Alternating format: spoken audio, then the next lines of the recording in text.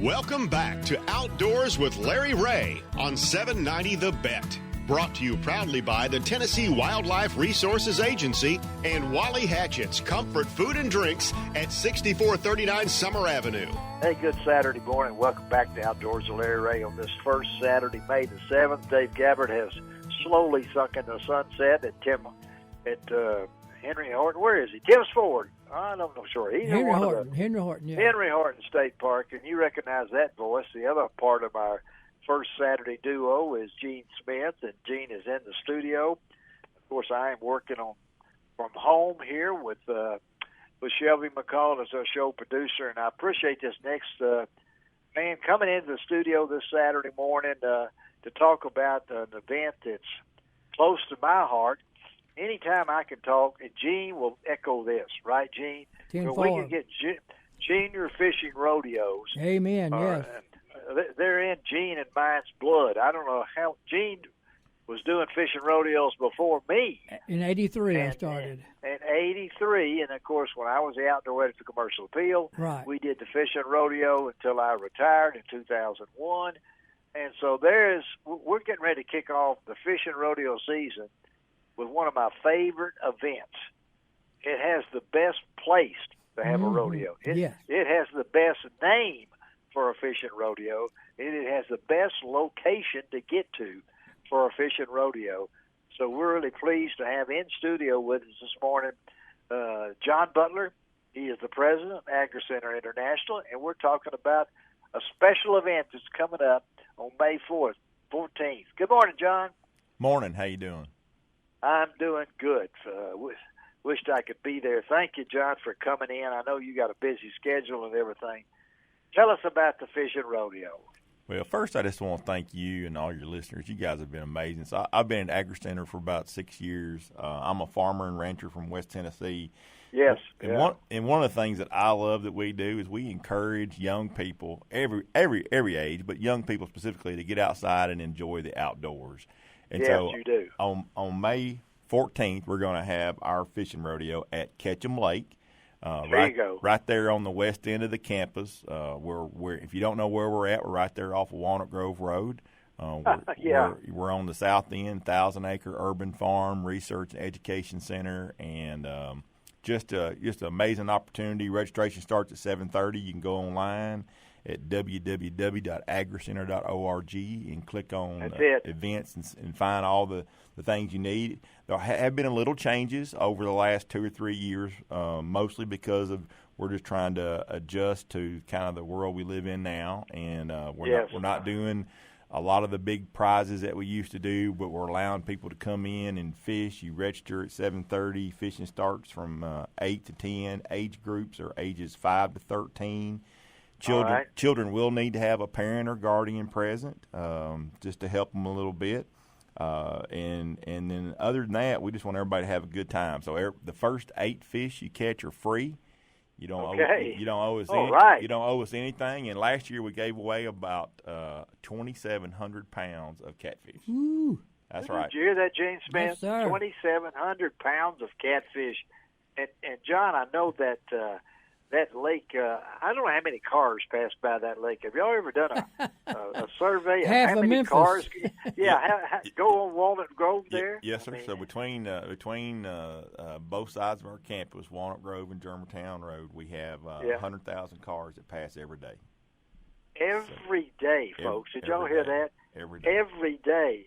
And Ketchum Lake is unique in itself, John. Tell us about Ketchum Lake, because you've are you using one big pond? How many you got ponds there? You got 3 ponds? So actually, there's 5 lakes that are a part of the campus.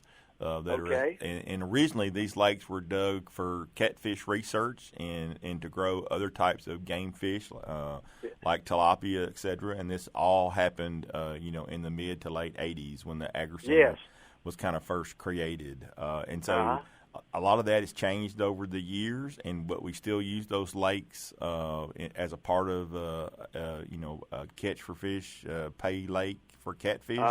And then it's managed by a partner of ours. So the Agri Center doesn't necessarily manage the lake itself. It's on our campus, but we have a Great people. Walnut Grove bait and tackle guys. They manage there. The proprietor there is a guy by the name of Eric Bean, and he loves helping people learn how to fish. He loves working with the fishing rodeo, and just want to give a shout out. And so even if you can't come, you just say you're tied up and you can't come Saturday, May 14th, and participate in the fishing rodeo, or let's say you're like me, you're a little too old. You don't fall between the ages of 5 and 13 anymore, but you want to come out and you want to have a great time. You can put a lawn chair out there and you can just catch fish all day long. So we stock that lake, and there's no problems. If you can't catch fish there, I'm just going to say you got other problems. And because if people drive by, and I don't care what kind of weather or day or anything, once that lake opens up, there's people there, parking there. And the location, my wife has a garden plot there off of Garden Row there in the Shelby Farms Park. Yep. And has had a plot for many years. And we're by that place every day at that red light at Farm Road in Walnut Grove and can see Ketchum Lake over there and know the people. And I'm assuming COVID put a hit in you for a while there, John. But this is wide open here. I mean, folks, you're going to catch some fish. If you got a 5-year-old, I don't know how big those fish are out there, John. I mean, there were several caught last year that were over 10 pounds. Most of them are going to be between the 2 and 4 pound range. Good eating. Good eating. We stock it every week, and then we'll stock it. Actually, we'll start stocking this week and then next week to make sure the fish are well acclimated by the time the rodeo starts, on Saturday morning. And I'll just say one thing: I'm not going to say there's going to be enough fish that they actually jump out of the lake, but it's pretty near close to jumping out of the lake when those kids first start throwing those rod and reels in the water that on Saturday morning at 8 o'clock. Yeah, if you haven't seen it, you ought to see it. So we expect 150 to 200 youth participating in the rodeo. It's free.